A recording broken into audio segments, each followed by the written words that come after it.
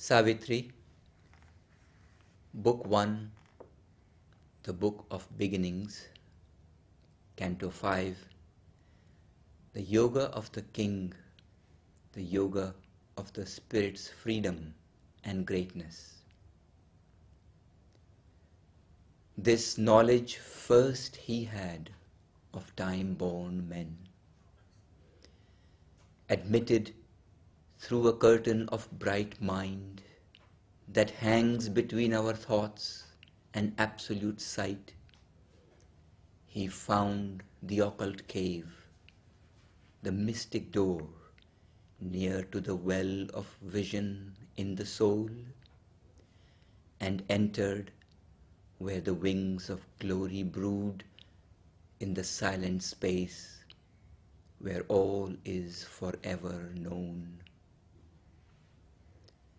Indifferent to doubt and to belief, avid of the naked real's single shock, he shore the cords of mind that ties the earth heart and cast away the yoke of matter's law.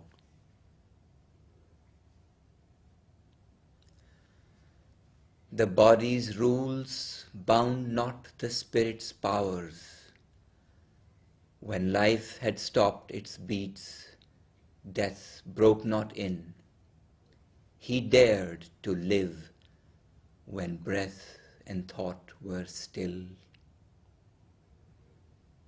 Thus could he step into that magic place which few can even glimpse with hurried glance, lifted for a moment from mind's labored works and the poverty of nature's earthly sight. All that the gods have learned is their self-known. There in a hidden chamber, closed and mute, are kept the record graphs of the cosmic scribe, and there the tables of the sacred law. There is the book of being's index page. The text and glossary of the Vedic truth are there. The rhythms and meters of the stars, significant of the movements of our fate. The symbol powers of number and of form, and the secret code of the history of the world, and nature's correspondence with the soul are written in the mystic heart of life. In the glow of the spirit's room of memories, he could recover the luminous marginal notes, dotting with light the crabbed ambiguous scroll, rescue the preamble and the saving clause of the dark agreement by which all is ruled, that rises from material nature's sleep to clothe the everlasting in new shapes. He could reread now and interpret new its strange symbol letters, scattered abstruse signs, resolve its oracle and its paradox, its riddling phrases and its blindfold terms, the deep oxymoron of its truth's repliques, and recognize as a just necessity its hard conditions for the mighty work, nature's impossible Herculean toil. Only her warlock wisecraft could enforce. Its law of the opposition of the gods, its lists of inseparable contraries.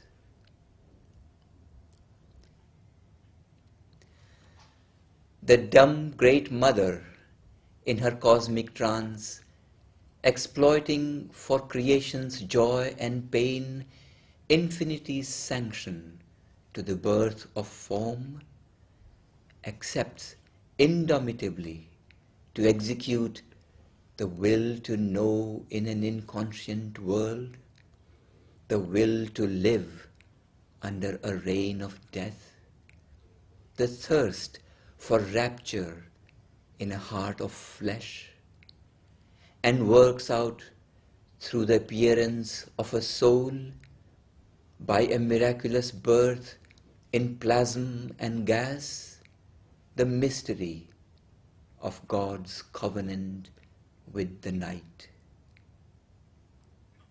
Once more was heard in the still cosmic mind the Eternal's promise to his laboring force, inducing the world passion to begin, the cry of birth into mortality, and the opening verse of the tragedy of time.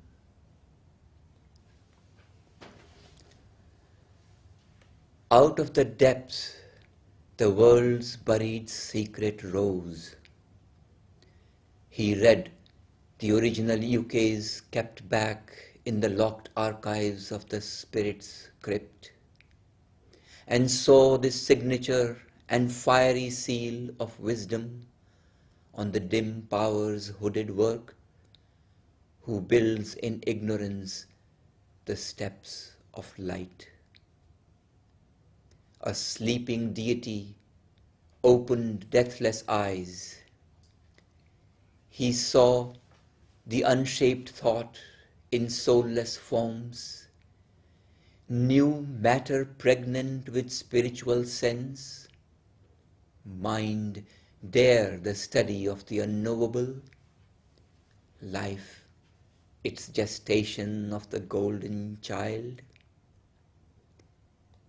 In the light, flooding thought's blank vacancy, interpreting the universe by soul signs, he read from within the text of the without.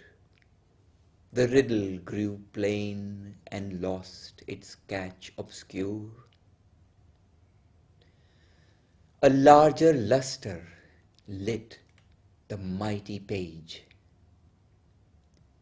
A purpose mingled with the whims of time. A meaning met the stumbling pace of chance, and fate revealed a chain of seeing will. A conscious wideness filled the old dumb space. In the void he saw throned the omniscience supreme.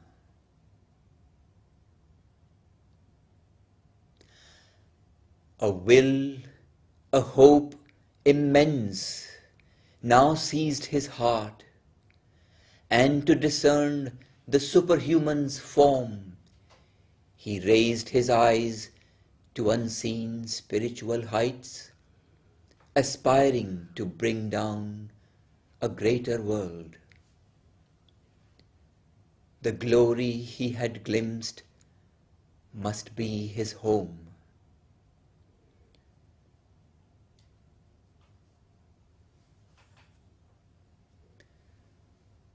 A brighter, heavenlier sun must soon illume this dusk room with its dark internal stare.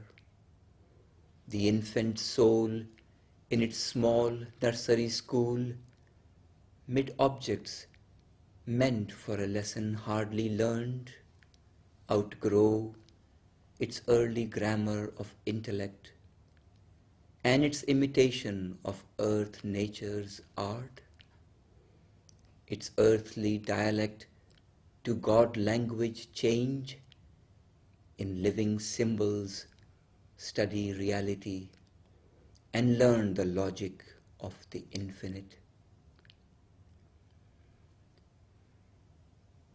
The ideal must be nature's common truth, the body illumined with the indwelling God, the heart and mind feel one with all that is, a conscious soul live in a conscious world.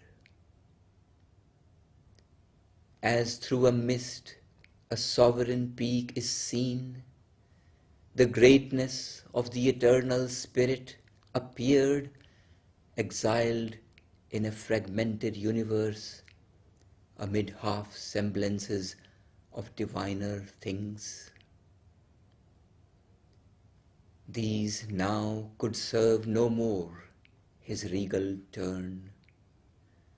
The immortal's pride refused the doom to live. A miser of the scanty bargain made between our littleness and bounded hopes and the compassionate infinitudes. His height repelled the lowness of earth's state, a wideness discontented with its frame, resiled from poor assent to nature's terms, the harsh contract spurned and the diminished lease. Only beginnings are accomplished here. Our base's matter seems alone complete, an absolute machine without a soul. Or all seems a misfit of half ideas, or we saddle with the vice of earthly form, a hurried imperfect glimpse of heavenly things, guesses and travesties of celestial types. Here, chaos sorts itself into a world, a brief formation drifting in the void, apings of knowledge, unfinished arcs of power, flamings of beauty into earthly shapes, love's broken reflexes of unity swim, fragment mirrorings of a floating sun.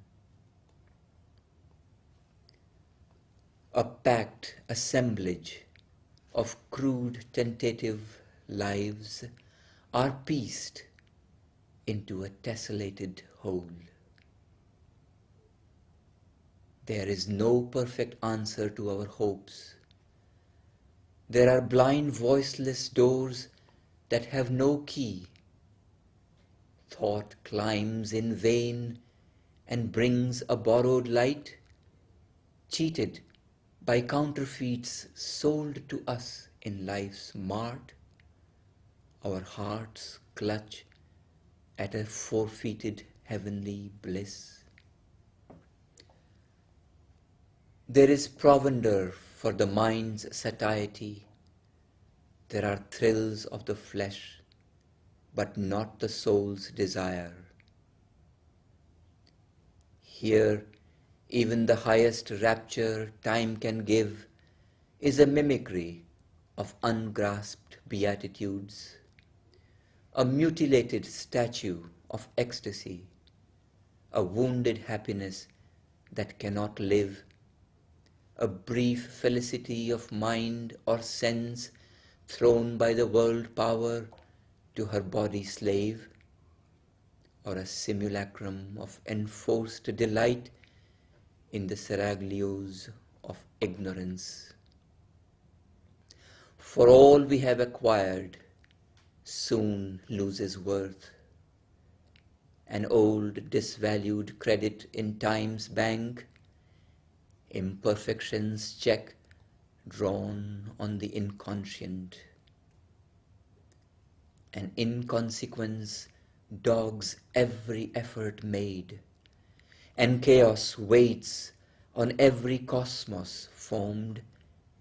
In each success a seed of failure lurks. He saw the doubtfulness of all things here, the incertitude of man's proud confident thought, the transience of the achievements of his force. a thinking being in an unthinking world, an island in the sea of the unknown. He is a smallness trying to be great, an animal with some instincts of a god. His life, a story too common to be told. His deeds, a number summing up to naught. His consciousness, a torch lit to be quenched. His hope, a star above a cradle and grave. And yet a greater destiny may be his, for the eternal Spirit is his truth. He can recreate himself and all around and fashion new the world in which he lives. He, ignorant, is the knower beyond time. He is the self above nature, above fate. His soul retired from all that he had done. Hushed was the futile din of human toil. Forsaken wheeled the circle of the days. In distance sank the crowded tramp of life. The silence was his sole companion left. Impassive he lived, immune from earthly hopes, a figure in the ineffable witness's shrine, pacing the vast cathedral of his thoughts, under its arches dim with infinity, and heavenward brooding of invisible wings. A call was on him from intangible heights, indifferent to the little outpost mind. He dwelt in the wideness of the Eternal's reign. His being now exceeded thinkable space. His boundless thought was neighbor to cosmic sight. A universal light was in his eyes. A golden influx flowed through heart and brain. A force came down into his mortal limbs. A current from eternal seas of bliss. He felt the invasion and the nameless joy. Aware of his occult, omnipotent source, allured by the omniscient ecstasy, a living center of the illimitable, widened to equate with the world's circumference, he turned to his immense spiritual fate. Abandoned on a canvas of torn air, a picture lost in far and fading streaks, the earth nature's summits sank below his feet. He climbed to meet the infinite more above. The immobile's ocean silence saw him pass, an arrow leaping through eternity, suddenly shot from the tense bow of time, a ray returning to its parent sun. Opponent of that glory of escape, the black inconscient swung its dragon tail, lashing a slumberous infinite by its force into the deep obscurities of form. Death lay beneath him like a gate of sleep. One pointed to the immaculate delight, questing for God as for a splendid prey. He mounted, burning like a cone of fire. To a few is given that godlike rare release. One among many thousands never touched, engrossed in the external world's design, is chosen by a secret witness eye and driven by a pointing hand of light across his soul's unmapped immensitudes. A pilgrim of the everlasting truth, our measures cannot hold his measureless mind. He has turned from the voices of the narrow realm and left the little lane of human time.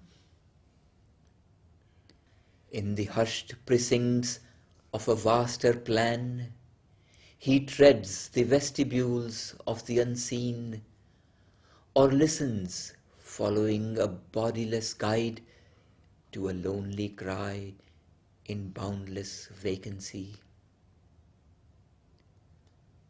All the deep cosmic murmur falling still, he lives in the hush before the world was born, his soul left naked to the timeless one. Far from compulsion of created things, thought and its shadowy idols disappear. The molds of form and person are undone. The ineffable wideness knows him for its own. A lone forerunner of the Godward earth, among the symbols of yet unshaped things, watched by closed eyes, mute faces of the unborn, he journeys to meet the incommunicable, hearing the echo of his single steps in the eternal courts of solitude. A nameless marvel fills the motionless hours. His spirit mingles with eternity's heart and bears the silence of the infinite.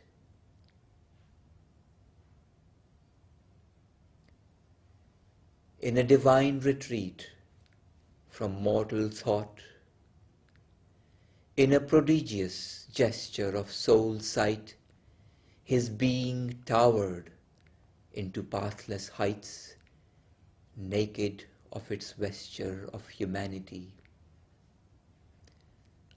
As thus it rose to meet him bare and pure, a strong descent leaped down.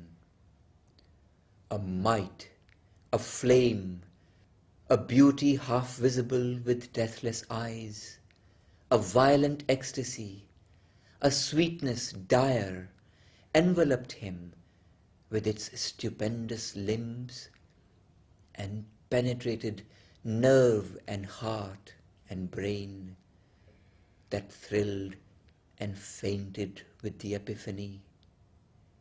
His nature shuddered in the unknown's grasp.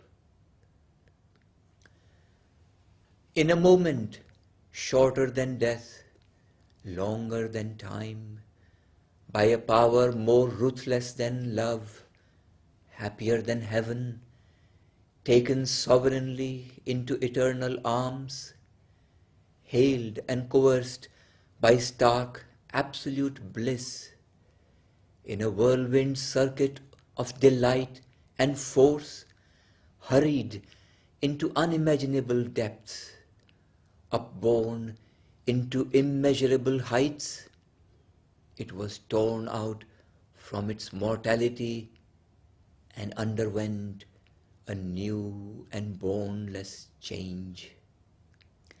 An omniscient knowing without sight or thought, an indecipherable omnipotence, a mystic form that could contain the worlds, yet make one human breast its passionate shrine, drew him out of his seeking loneliness into the magnitudes of God's embrace. As when a timeless eye annuls the hours, abolishing the agent and the act, so now his spirit shone out wide, blank, pure. His wakened mind became an empty slate on which the universal and soul could write. All that represses our fallen consciousness was taken from him like a forgotten load. A fire that seemed the body of a god consumed the limiting figures of the past and made large room for a new self to live. Eternity's contact broke the molds of sense. A greater force than the earthly held his limbs. Huge workings bared his undiscovered sheaths.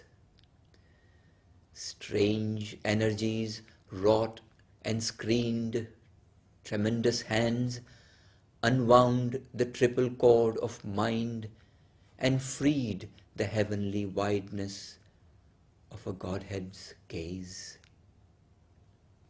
As through a dress the wearer's shape is seen, there reached through forms to the hidden absolute, a cosmic feeling and transcendent sight.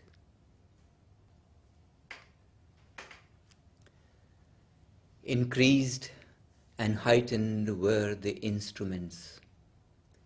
Illusion lost her aggrandizing lens. As from her failing hand the measures fell, atomic looked the things that loomed so large. The little ego's ring could join no more. In the enormous spaces of the self, the body now seemed only a wandering shell. His mind, the many frescoed outer court of an imperishable inhabitant, his spirit breathed a superhuman air. The imprisoned deity rent its magic fence. As with a sound of thunder and of seas, vast barriers crashed around the huge escape. Immutably coeval with the world, circle and end of every hope and toil, inexorably drawn round thought and act, the fixed, immovable peripheries effaced themselves beneath the incarnate's tread. The dire velamen and the bottomless crypt, between which life and thought forever move, forbidden still to cross the dim dread bounds, the guardian darknesses, mute and formidable, empowered to circumscribe the wingless spirit and the boundaries of mind and ignorance. protecting no more a dual eternity, vanished, rescinding their enormous role. Once figure of creation's vain ellipse, the expanding zero lost its giant curve. The old adamantine vetoes stood no more, overpowered where earth and nature's obsolete rule. The python coils of the restricting law could not restrain the swift arisen God. Abolished were the scripts of destiny. There was no small death-hunted creature more, no fragile form of being to preserve from an all-swallowing immensity. The great hammer beats of a pent-up world heart burst open the narrow dams that keep us safe against the forces of the universe. The soul and cosmos faced as equal powers. A boundless being in a measureless time invaded nature with the infinite. He saw unpathed, unwalled his titan scope.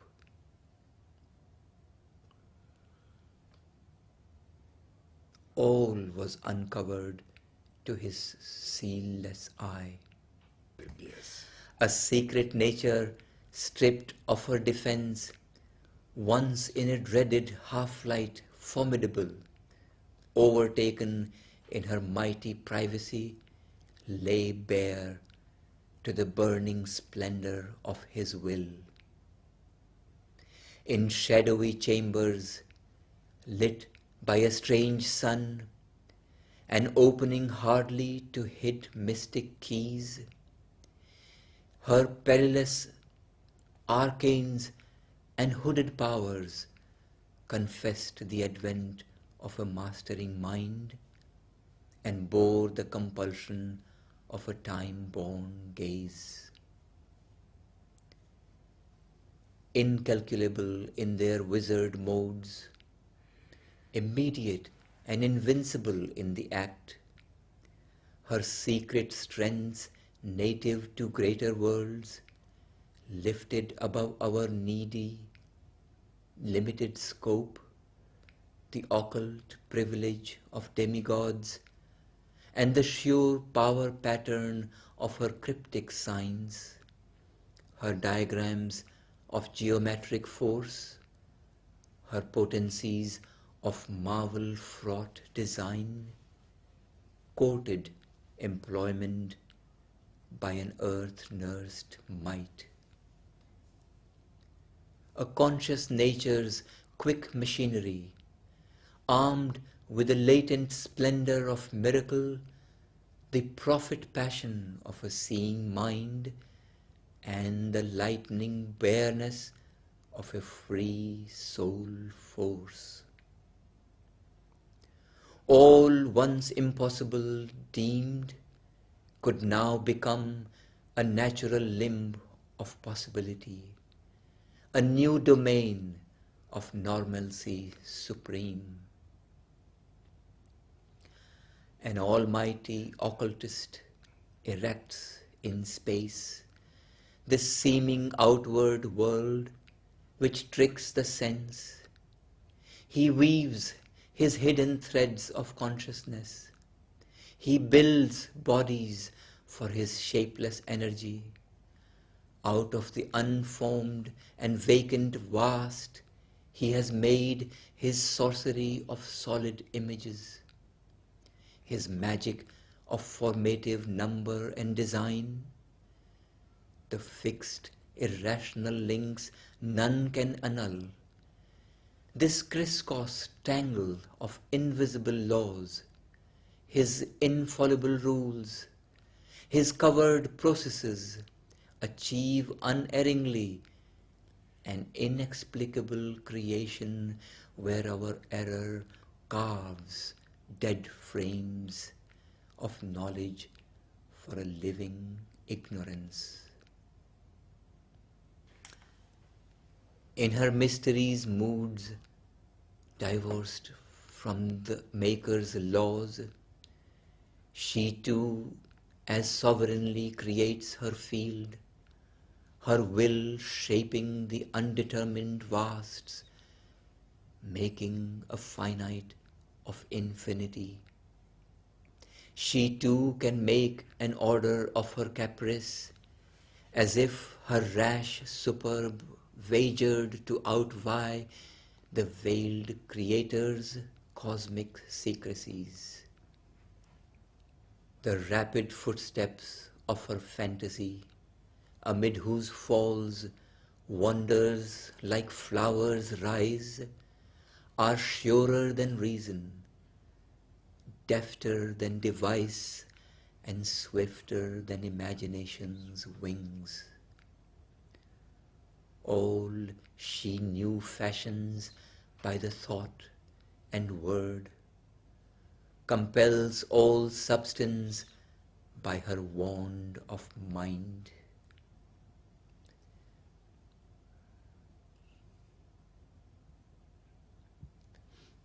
Mind is a mediator divinity.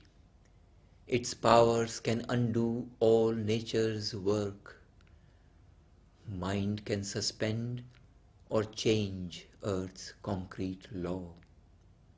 Franchised from earth habit's drowsy seal, the leaden grip of matter it can break.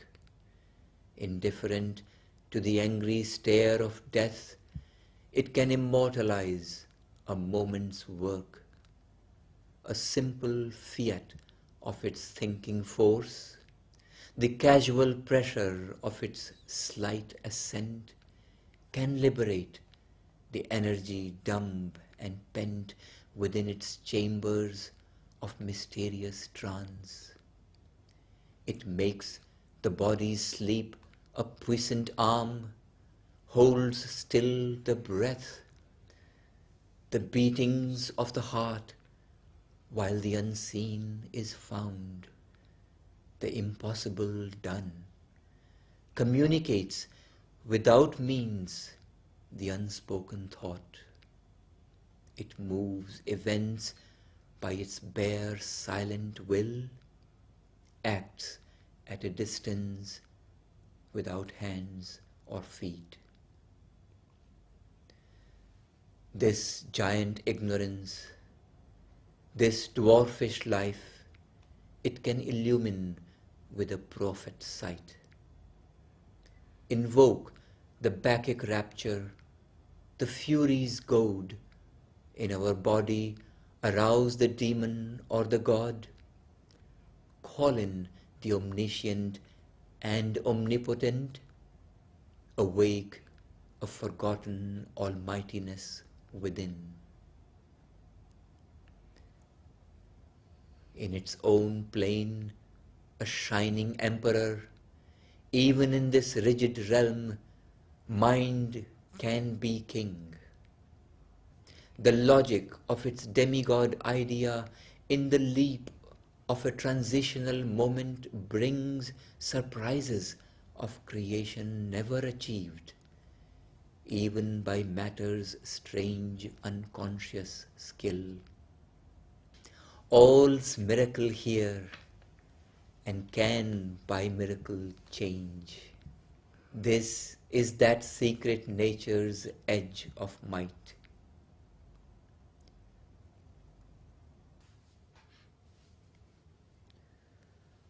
On the margin of great immaterial plains, in kingdoms of an untrammeled glory of force, where mind is master of the life and form, and soul fulfills its thoughts by its own power, she meditates upon mighty words and looks on the unseen links that join the parted spheres.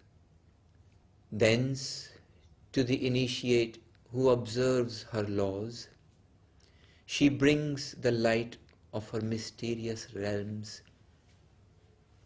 Here, where he stands, his feet on a prostrate world, his mind no more cast into matter's mould, over their bounds, in spurts of splendid strength, she carries their magician processes and the formulas of their stupendous speech, till heaven and hell become purveyors to earth, and the universe the slave of mortal will. A mediatrix with veiled and nameless gods, whose alien will touches our human life,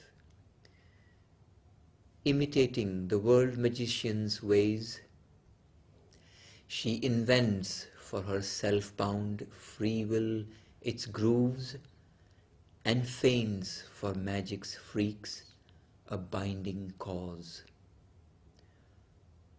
All worlds she makes the partners of her deeds, accomplices of her mighty violence, her daring leaps into the impossible. From every source she has taken her cunning means.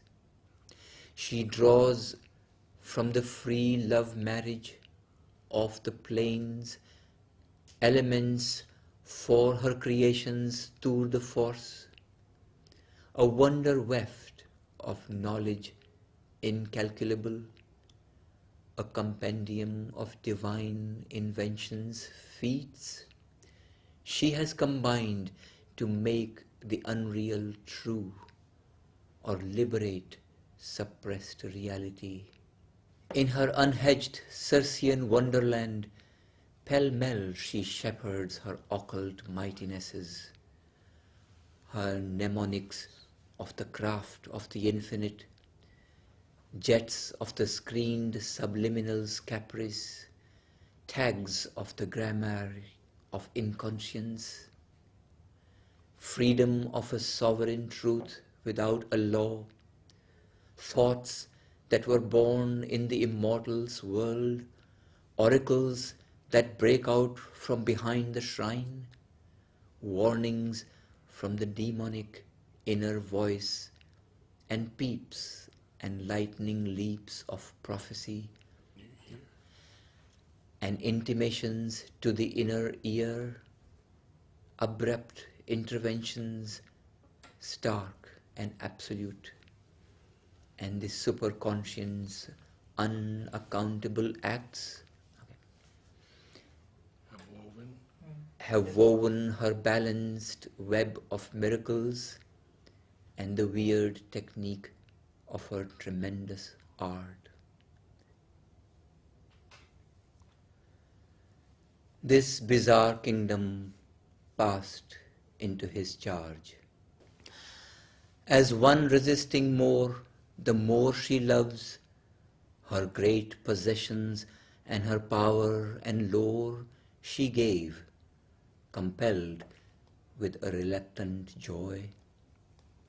Herself she gave for rapture and for use. Absolved from aberrations in deep ways, the ends she recovered for which she was made. She turned against the evil she had helped. Her engined wrath, her invisible means to slay, her dangerous moods and arbitrary force, she surrendered to the service of the soul and the control of a spiritual will. A greater despot tamed her despotism, assailed surprised in the fortress of herself, conquered by her own unexpected king, fulfilled and ransomed by her servitude. She yielded in a vanquished ecstasy, her sealed hermetic wisdom forced from her, fragments of the mystery of omnipotence.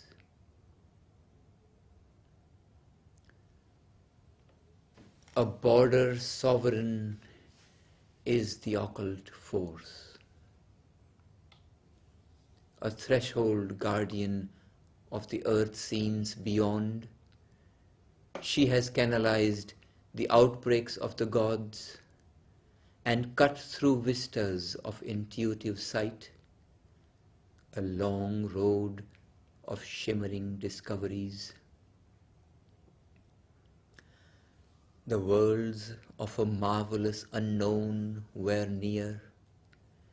Behind her an ineffable presence stood. Her reign received their mystic influences. Their lion forces crouched beneath her feet. The future sleeps unknown behind their doors. Abysms infernal gaped round the soul's steps and called to its mounting vision peaks divine. An endless climb, an adventure of the idea, there tirelessly tempted the explorer mind, and countless voices visited the charmed ear. A million figures passed and were seen no more. This was a forefront of God's thousandfold house, beginnings of the half-screened invisible. A magic porch of entry glimmering quivered in a penumbra of screened light, a court of the mystical traffic of the worlds, a balcony and a miraculous facade. Above her lightened high immensities, all the unknown looked out from boundlessness. It lodged upon an edge of hourless time, gazing out of some everlasting now, its shadows gleaming with the birth of gods, its bodies signaling the bodiless, its foreheads glowing with the oversoul, its forms projected from the unknowable, its eyes dreaming of the ineffable, its faces staring into eternity. Life in him learned its huge subconscient rear. The little fronts unlocked to the unseen vasts. Her gulfs stood nude. Her far transcendences flamed in transparencies of crowded light.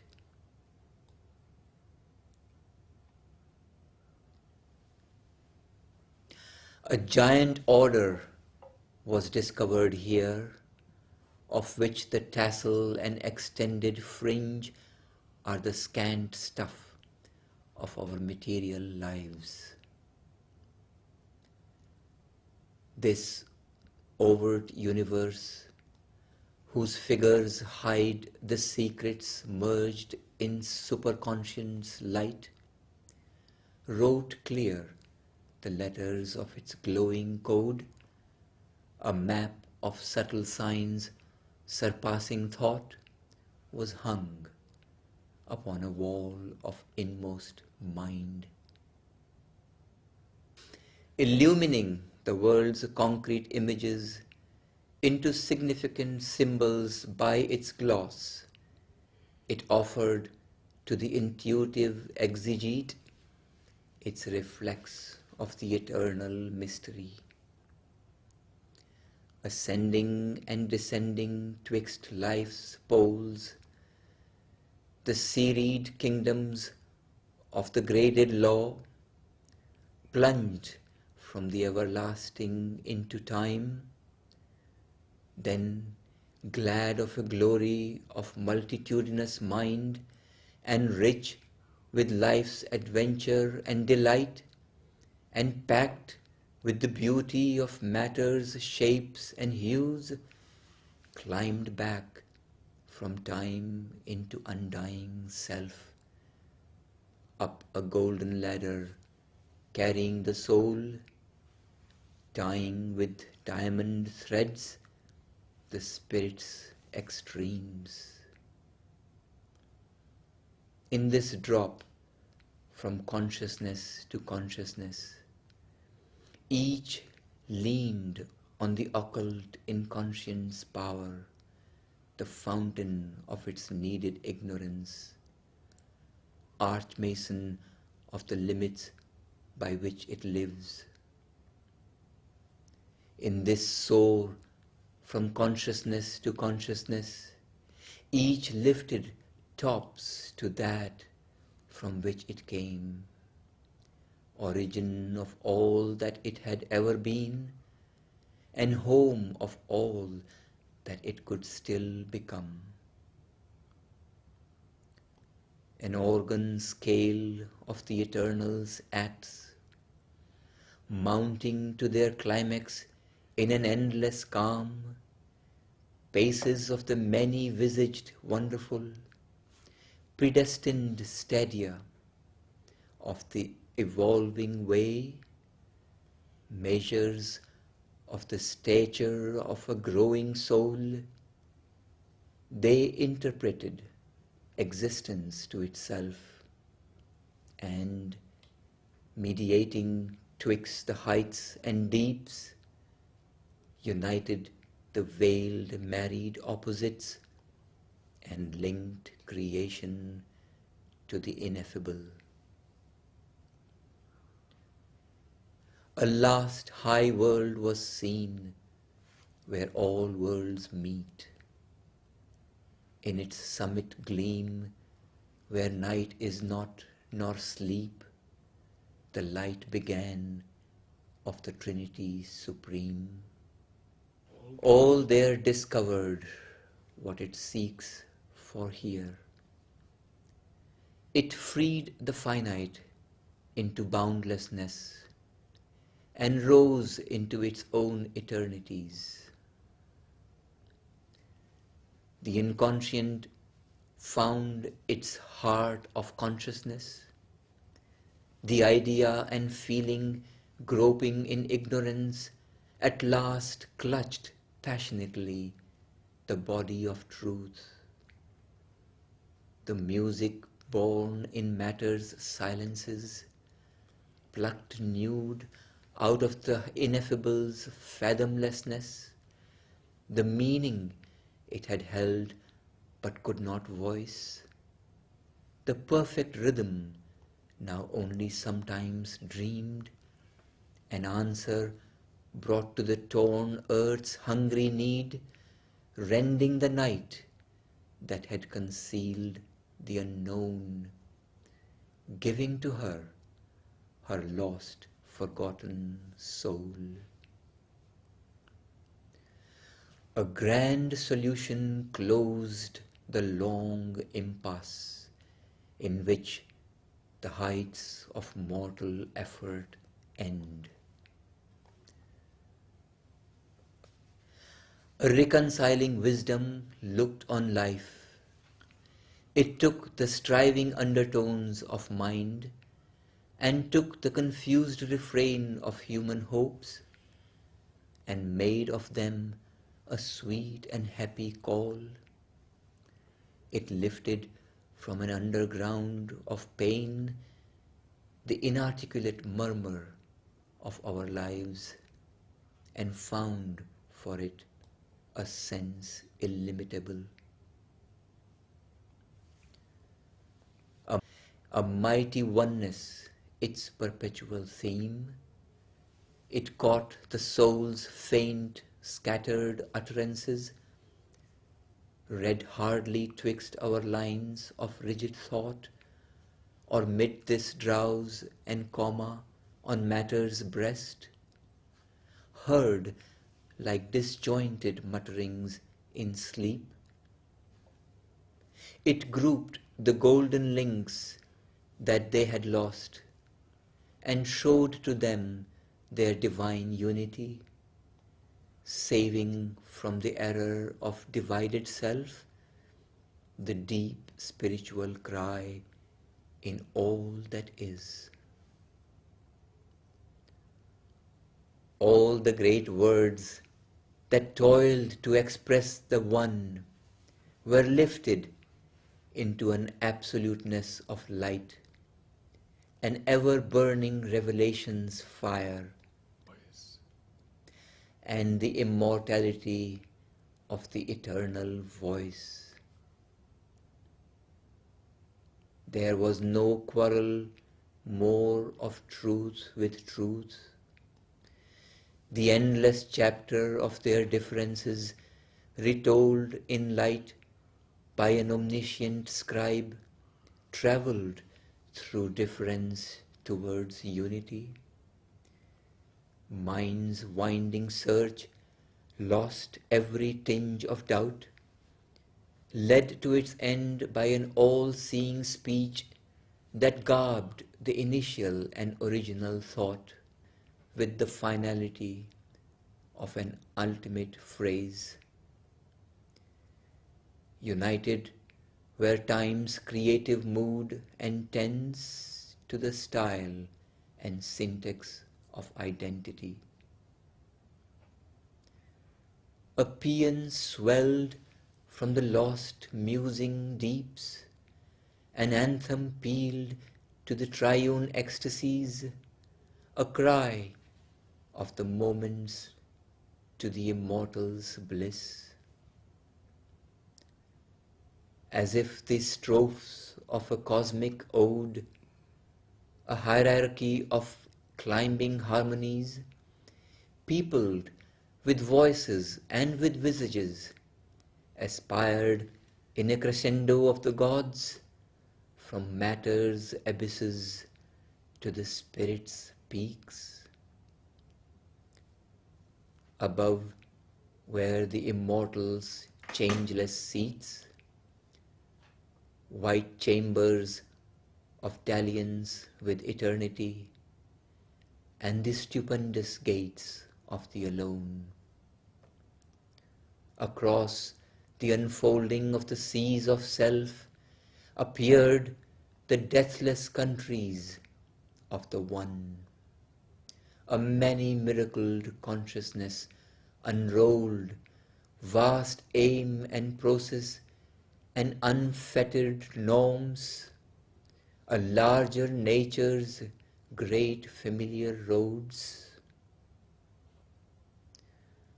Affranchised from the net of earthly sense, calm continents of potency were glimpsed, homelands of beauty shut to human eyes, half seen at first through wonder's gleaming lids, surprised the vision with felicity.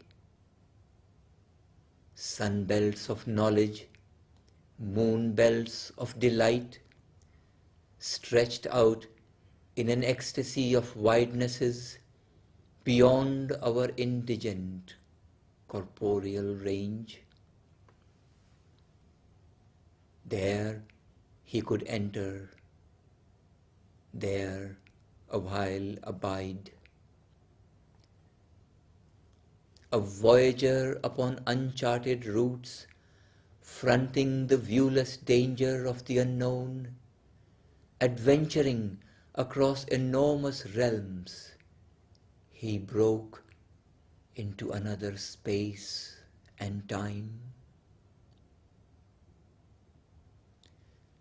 End of Canto 5. End of Book 1.